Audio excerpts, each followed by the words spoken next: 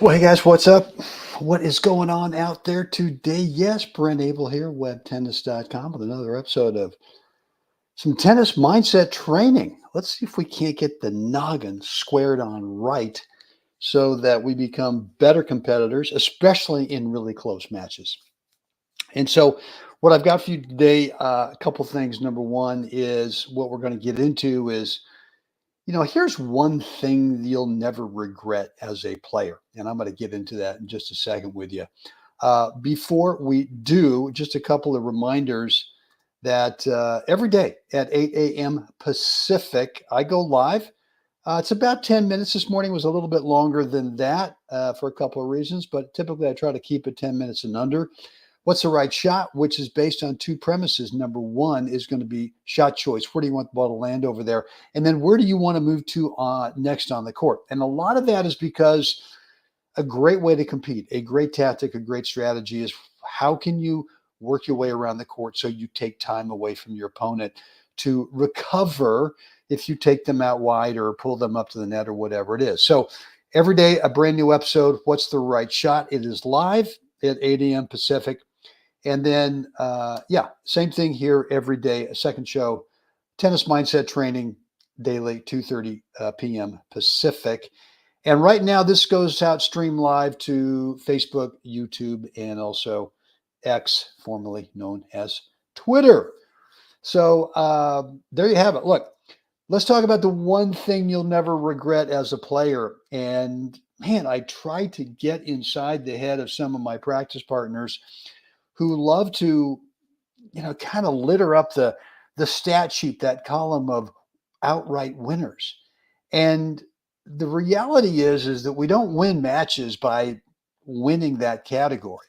Maybe the pros do, but we don't. The rest of us don't. Where we win is when we really, really stack up that category where we're making less unforced errors. That guy over there is making the errors more than we are. We're never going to be perfect, right? We're always going to miss some shots. Just depends on the day, depends on the conditions, depends on the opponent, depends on how we feel, right? But you're never going to regret as a player being the guy or the gal who wins that unforced error category. And by winning it, I mean the fewer, way, way fewer. Let them touch the ball over there, right? Too often, what we try to do is we try to go for the winner. I mean, you might serve a guy out wide and he hits a really good return, back solid cross court. And in your mind, you're going, well, all I got to do is play this thing up the line. But the timing is so much tougher when there's incoming speed or incoming nasty spin. Our brain still thinks, come on, man, let's get into the category of not letting that opponent who hit that big return cross court. Let's not let them be able to touch the ball. So we try to go up the line and we miss it. We miss it wide, we miss it deep, whatever. So win the category of the guy who makes the fewest unforced errors. And I'm not saying you got to be a complete pusher, but you'll never, ever regret hitting high quality shots, which in your mind allows that opponent over there to touch the ball. They're gonna touch a lot of them, but if you're always thinking of every shot is a potential two-shot mindset, meaning that I'm going to play this ball over there and I'm assuming they're going to get to it. I'm just assuming that they might not. And if they don't, well, there's some icing on the cake. But if they do get it, then I've got a second shot in mind anyway. So it's not a big deal. So look, the message I want to get to today is that when you win the unforced error category, maybe that's not the right way to say it. When you win that category, that stat, meaning that you have a lot fewer than your opponent, you'll never regret winning that match because that's how you won it. If you absolutely need to be on the ESPN 11 p.m. top 10 shots of the day, okay, all right. But I just don't think I think you'll get there, but I don't think you'll get the win very often. So anyway, that's the message for today. And look, when you do win that category, the unforced errors, your confidence goes up. Your confidence goes up in such a way that you don't feel this kind of, tight breathing, this short kind of breathing. Oh, I got to end the point, got to end the point, where you're not even breathing during the point and you're just looking for the exit over and over and over.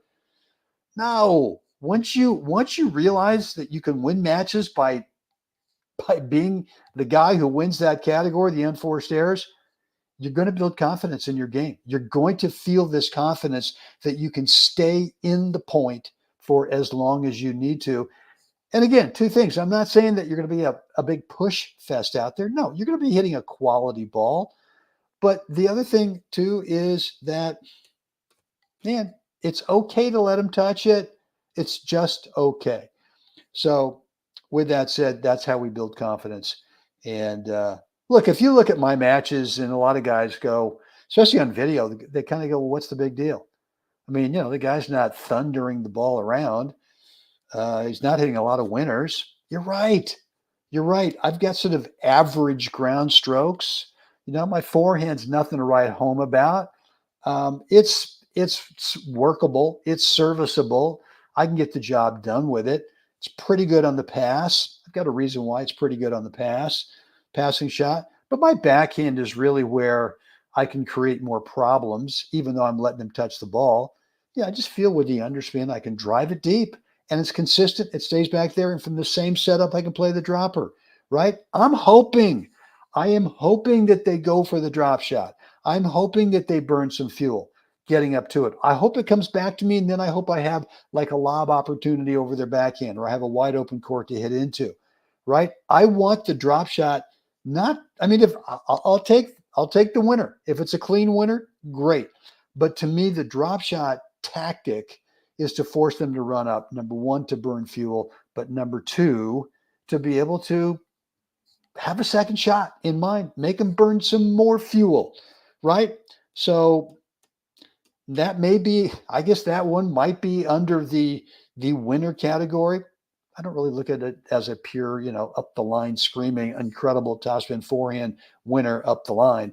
So anyway, that's the message for today. If you want to build more confidence in your game, then this is one great way to do it, which is to win that category of the unforced errors. So here was the missing piece for me this year, 2023. Now, I know we're recording this in 2024, but the missing piece for me in 2023, which if this is your first time with me, hey, welcome, and I'm glad you're here. But I had a dream year last year in all the Masters tournaments in the U.S. and also in Spain, where I ended up winning the World Doubles title in my age group last October, but also won 6 national, 3 singles, and 3 double national USA gold balls in 2023. And so a dream year. And the missing piece for me was I decided about a year and a half ago, what's missing? I mean, you're working like a dog in the court. You're training, you're drilling, you're doing all the fitness stuff in the gym. You're eating right, getting plenty of sleep. You're getting all the supplements going. You're doing all the good stuff. But still, there was something here that was missing, and that was belief. And the belief was, and not so much that, it was more belief against the top guys. And it was more belief in those matches that are really, really close, right? And it could be that someone that you beat this guy 9 out of 10 times, but on this particular day, man, it's just a dogfight for whatever reason. The conditions might be, I don't know, could be windy, could be cold, could be misty, could be indoors. The lighting sucks. It could be your opponent's having one of those days where they just can't miss and you can't really figure out something to do. So in those matches right there, you've still got to have belief that you can have the confidence to believe that if I keep working and I don't lose my cool and I keep the antenna up and I keep the clarity wide open as to what's happening over there on the side of the net and not try to force things to win because, my God, I can't lose another game here, whatever.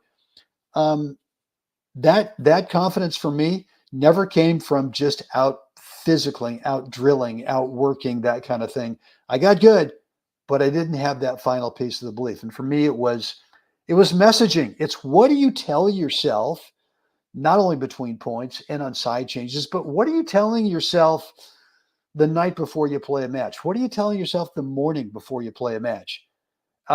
And for me, it got down to, and I did some studying, did some deep dive studying. Got to be honest. I actually put a lot of work into it. I said, what am I missing? Okay, it's the mental skills.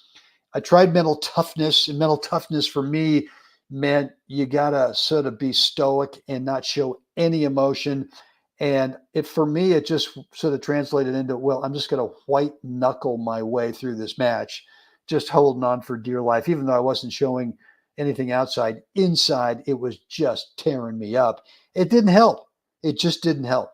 So I finally got out of the mental toughness mindset and more into just studying and finding out what it is that I'm missing. And it was some habits.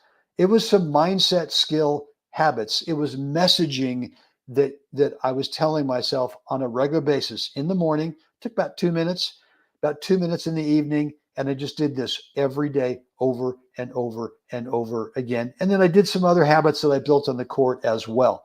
There's 5 habits I've come up with. It's a course I released about 3 months ago. And look, if you're not getting the win when you're serving for the match, if you're choking, I hate to use that word, let's say coughing up a lead at the end of a set or the end of a match for whatever reason, or you're finding that you're just really nervous, you're just tight at the wrong moments, I invite you to take a look at what I've got in this course. Just go over to webtennis.com/SLR5 habits. And SLR stands for skill level range. That's a discussion for another day. But I think that, a lot of my students have had some real success with this course. It's really a 28-day course. And the reason I've said 28 days, it might be 38 days, might be 21 days. Everyone kind of learns at their own pace. But part of the course, besides these mindset skills, is you get an email from me every day for 28 days. A lot of that is to keep you fired up on those days when you just feel like you're not making much progress. And believe me, for the first 10 days, 2 weeks when I did this stuff, I really wasn't sure this was going to work. And I would say a couple weeks into it, I had sort of a couple of moments on the court where I went, oh, I see. I got it. I'm going to keep going. And then I just kept going. And the next thing you know is I felt pretty much unbeatable in 2023. So I invite you to take a look at the course. Again, webtennis.com/SLR5 habits. And the 5 habits, and then 28 days, you get 1 email a day from me to keep you going, keep you accountable, but also to make sure that you're not totally feeling like this is a DIY course. Do it yourself. Man, look, I'm just making the offer if you ever want to get back to me with any question, because I don't want you going through any of my courses where you're confused or you're having some part that just doesn't make sense to you and you're trying to noodle it out yourself, trying to figure it out yourself. Don't do that. Go to the email, shoot me an email, brent@webtennis.com. Let's get it clear for you so you can keep on the path and keep going. All right, guys. Well, look, that's it for me today. Any questions or feedback or comments in the comments area? Omar, always love to see you, man. Thank you for that. In the comments area down below, wherever you are. Could be YouTube, could be Facebook, could be Twitter. I promise to respond. Or if you want to keep it private, just shoot me an email, brent@webtennis.com. Guys, again, reminder, tomorrow morning, 8 a.m. Pacific, we do another episode of What's the Right Shot. And then tomorrow, 2:30 p.m. Pacific time zone, we do another episode right here of the Tennis Mindset Project. All right, guys, that's it for me today. Get out there, help someone else. See you guys again next time.